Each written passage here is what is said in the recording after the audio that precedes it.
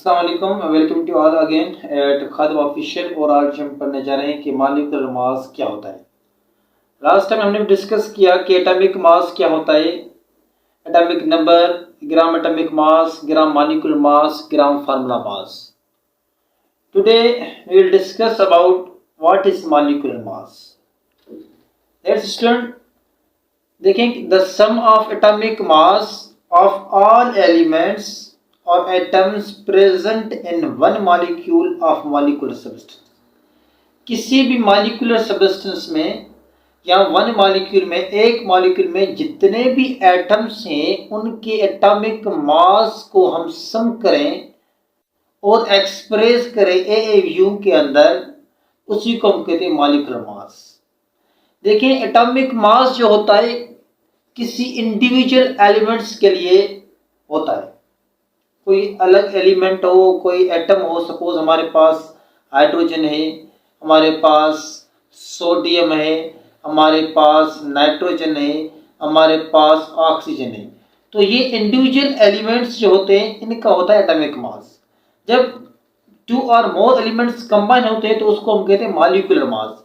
किसी भी एक मॉलिक्यूल में जितने भी एटम्स हैं उनके एटॉमिक मास को हम लिखें और उनको सम करें, उसी को हम कहते हैं मॉलिक्यूलर मास। सपोज हमारे पास एक मॉलिक्यूल है H2O और इस H2O के अंदर कितने हाइड्रोजन है? 2 हाइड्रोजन, 1 ऑक्सीजन है। हाइड्रोजन एक का एटॉमिक मास है 1, तो यहाँ पे कितने हाइड्रोजन है? 2 का एटॉमिक मास होगा 2। ऑक्सीजन एक का एटॉमिक मास है 16 और यहाँ पे ऑक्सीजन कितने? 1 है, तो 2 + 16 = 18।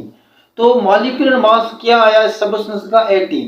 अगर इस 18 को हम AMU के अंदर एक्सप्रेस करें तो इसी को हम कहते हैं मॉलिक्यूलर मास। सेकंड एग्जांपल है हमारे पास कार्बन डाइऑक्साइड CO2। कार्बन का एटॉमिक मास है 12, ऑक्सीजन एक का एटॉमिक मास है 16।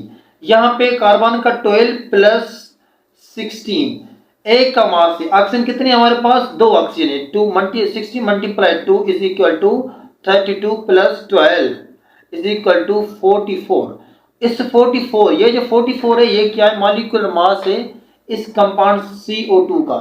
अगर हम इसको एक्सप्रेस करें AMU के अंदर तो इसी को हम कहते हैं मॉलिक्यूलर मास।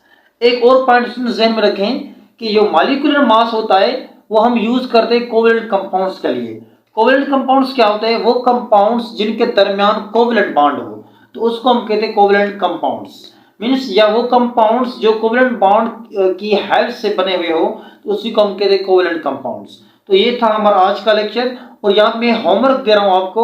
इस होमवर्क को आप राइट डाउन करके कमेंट सेक्शन में भेजें और जो भी कंफ्यूजन है you may ask in comment section. You have to find the molecular mass of O3, ozone, C6, H12, O6 glucose and N2O nitrous oxide gas होती है जिसको हम लाफिंग गैस भी कहते हैं। CH4 मीथेन, जो हमारे घर में जो गैस यूज होती है, methane, Marsh gas, domestic gas, natural gas जिसको हम कहते हैं। इन 4 होमवर्क्स मैंने आपको दिए compounds. You have to find the molecular mass of each compound and send me in comment section. Allah Hafiz.